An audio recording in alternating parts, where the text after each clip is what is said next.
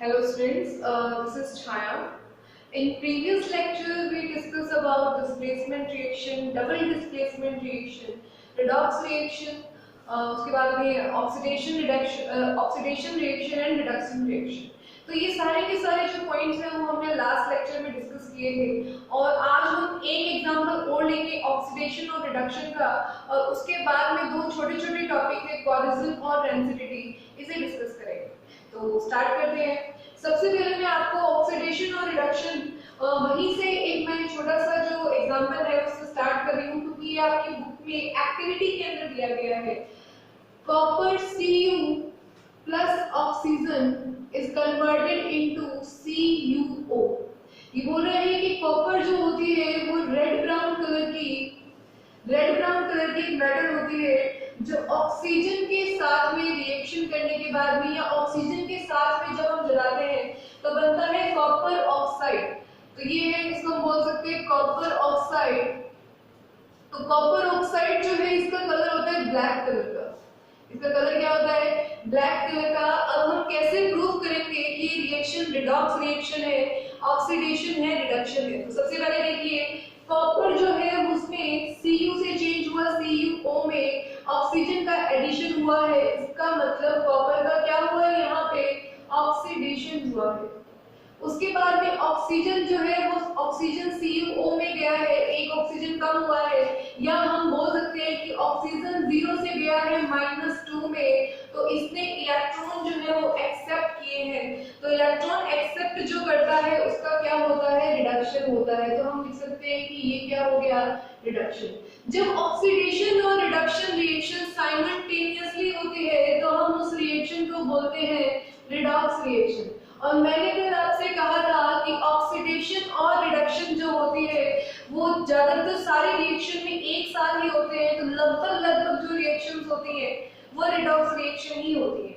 उसके बाद में कल हमने ऑक्सीडाइजिंग एजेंट और रिड्यूसिंग एजेंट की भी बात की थी। तो इस रिएक्शन में अगर हम देखें तो कॉपर का ऑक्सीडेशन हुआ है, तो जिसका ऑक्सीडेशन होता है वो खुद होता है रिड्यूसिंग एजेंट। तो हम इसे लिख सकते हैं कि ये है यहाँ पे रिड्यूसिंग एजेंट।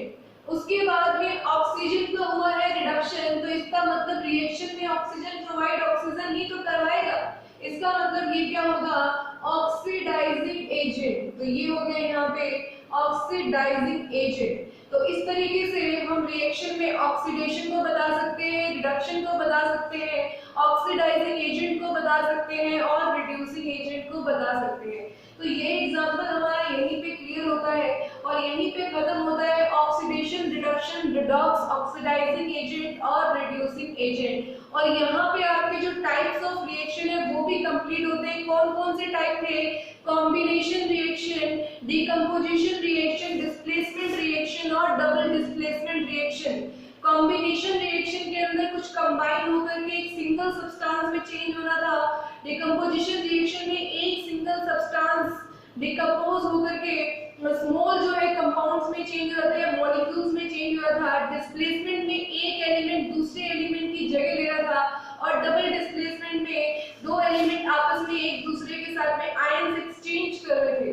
तो ये चारों जो रिएक्शन के टाइप है वो हम प्रीवियस लेक्चर्स में डिटेल में डिस्कस कर चुके हैं और इनके जो एग्जांपल है हमने वो भी डिस्कस किए थे। अब इनके जो एग्जांपल बुक के अंदर है वो फिलहाल के लिए हमें याद करने हैं, पर लेकिन जब आगे के चैप्टर्स हम लोग पढ़ लेंगे तो आपको एक भी जो एग्जांपल है वो याद करने की जरूरत नहीं पड़ेगी। उसके बाद में जो भी रिएक्शन आप लिखते हैं उसको आप उसकी कंप्लीट इंफॉर्मेशन के साथ में लिखिए। जैसे अगर कोई रिएक्शन के अंदर कोई कंपाउंड अगर सॉलिड है तो आप उसके सबस्ट्रेट में सॉलिड लगाइए, कोई एक्वस है तो एक्वस लगाइए, लिक्विड है तो लिक्विड। इस तरीके से आपको उसको कंप्लीट इंफॉर्मेशन देनी है। अगर कहीं कैटालिस्ट यूज हो रहा है तो आपको कैटालिस्ट लिखना है।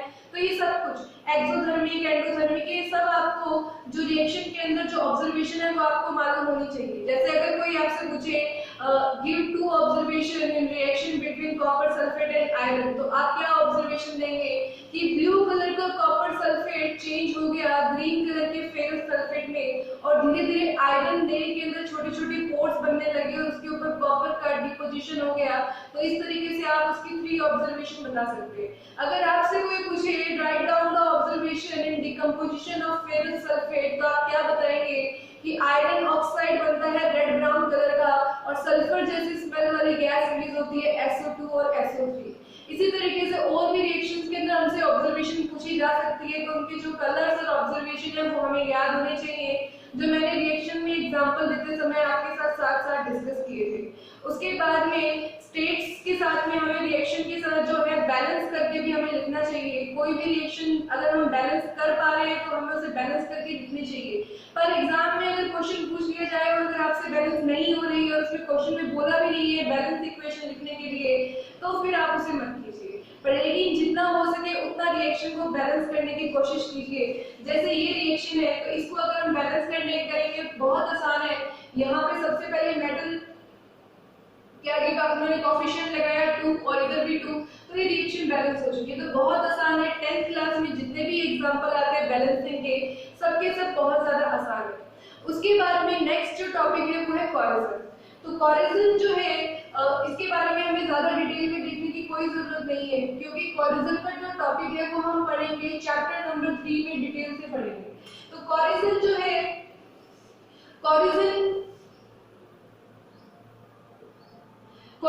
है वो एक टाइप की ऑक्सीडेशन रिएक्शन ही है। कोरिजन क्या है? एक टाइप की ऑक्सीडेशन रिएक्शन है। कोरिजन के अंदर क्या होता है, या कोरिजन के अंदर जो है एनवायरनमेंट की ऑक्सीजन या मॉइस्चर के साथ में रिएक्शन करके मेटल के ऊपर जो धीरे धीरे ऑक्साइड्स की लेयर बनती है या मेटल ऑक्सीडाइज हो जाती है, उसी को हम कोरिजन बोलते हैं। जैसे कोरिजन ऑफ आयरन को हम लोग बोलते हैं रस्टिंग। आयरन जो है एनवायरनमेंट के मॉइस्चर के साथ में या फिर हम बोल सकते हैं एनवायरनमेंट की एयर और वाटर के साथ में रिएक्शन करने के बाद में आयरन के ऊपर एक रेड ब्राउन कलर की लेयर आ जाती है, जिसकी वजह से आयरन धीरे धीरे खराब हो जाता है, उसको हम बोलते हैं रस्ट। तो वो रस्टिंग जो है, उस रस्टिंग ऑफ आयरन वो भी कोरिजन का ही एग्जांपल है, जिसमें आयरन जो है आयरन ऑक्साइड के अंदर चेंज हो जाता है। आयरन धीरे धीरे आयरन का ऑक्साइड में चेंज होगा और वो धीरे धीरे खराब हो जाएगा। तो ये है कोरिजन ऑफ आयरन। उसके बाद में जिंक की बात करें तो जिंक जो है ऑक्सीजन के साथ में रिएक्शन करके उसके ऊपर एक प्रोटेक्टिव लेयर बन जाती है, जिसको बोलते हैं जिंक ऑक्साइड की लेयर।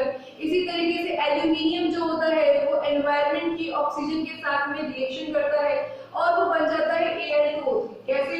जैसे Zn+O2 is converted into ZnO, aluminium plus oxygen ये बन जाएगा Al2O3। तो इस तरीके से एनवायरनमेंट की ऑक्सीजन के साथ में वाटर के साथ में रिएक्शन करने पे ये कन्वर्ट हो जाते हैं जिंक ऑक्साइड में Al2O3 में। कोरिजन जो है वो डिटेल से चैप्टर नंबर 3 में आएगा, जहां पे आपको कॉपर का कोरिजन भी पढ़ना है, लेड का कोरिजन भी पढ़ना है। सारे के सारे कोरिजन आप लोग पढ़ेंगे चैप्टर नंबर 3 के अंदर।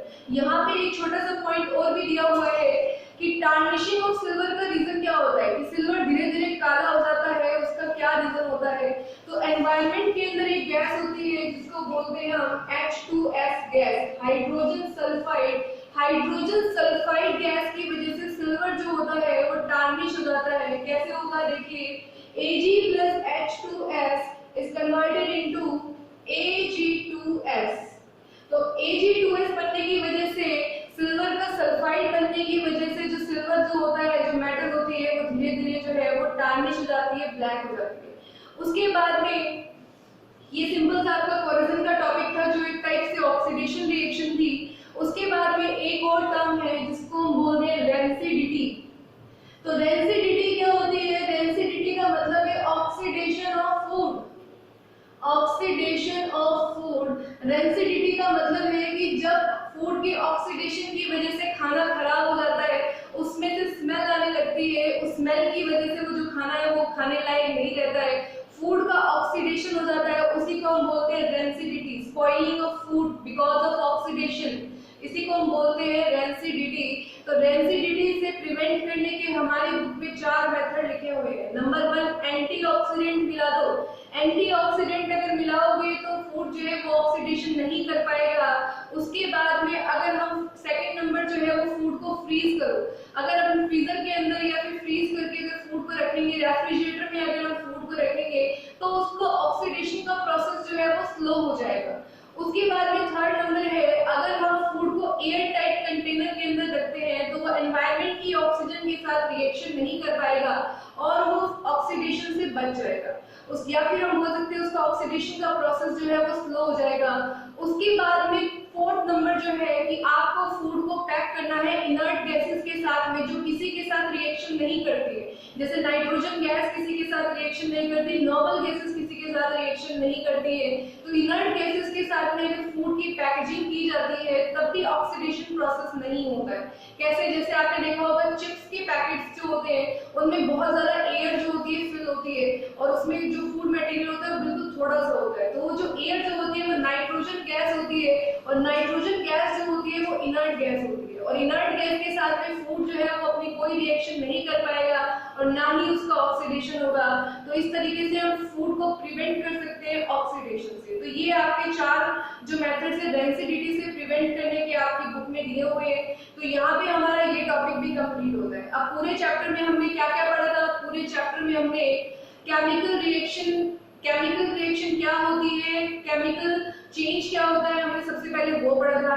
केमिकल रिएक्शन की कैरेक्टरिस्टिक्स पढ़े थे, हमने बैलेंसिंग ऑफ रिएक्शन पढ़ा था। उसके बाद हमने टाइप्स ऑफ केमिकल रिएक्शन पढ़ा था जिसमें 4 टाइप की हमने जो रिएक्शन के टाइप्स होते हैं वो हमने पढ़े थे। उसके बाद में हमने ऑक्सीडेशन और रिडक्शन रिएक्शन पढ़ी थी, उसके बाद में रिडॉक्स रिएक्शन की बात की और लास्ट हमने बात की कोरिजन और रेंसिडिटी। तो कोरिजन जो है वो डिटेल में आएगा चैप्टर नंबर 3 में, वहां हम इसे दोबारा से डिस्कस करेंगे। और यहाँ तक का जो चैप्टर है आप ये पूरा का पूरा चैप्टर एनसीईआरटी से पढ़ सकते हैं। एनसीईआरटी में आपको बहुत सारे question higher order thinking skill के मिलेंगे जो आपको सॉल्व करने आने चाहिए। वो तभी सॉल्व होंगे जब आपको रिएक्शन की एक एक डिटेल मालूम हो। तो आपको पूरा चैप्टर अच्छे से रीड करना है और उसके बाद में जो एनसीईआरटी के लास्ट में जो क्वेश्चंस दिए हुए हैं आपको वो सॉल्व करने हैं। तो वो क्वेश्चंस आप सॉल्व कीजिए और आपको कोई प्रॉब्लम हो तो आप मुझसे कमेंट सेक्शन में पूछ सकते हैं। और ये चैप्टर अपना यहीं खत्म होता है। Thank you.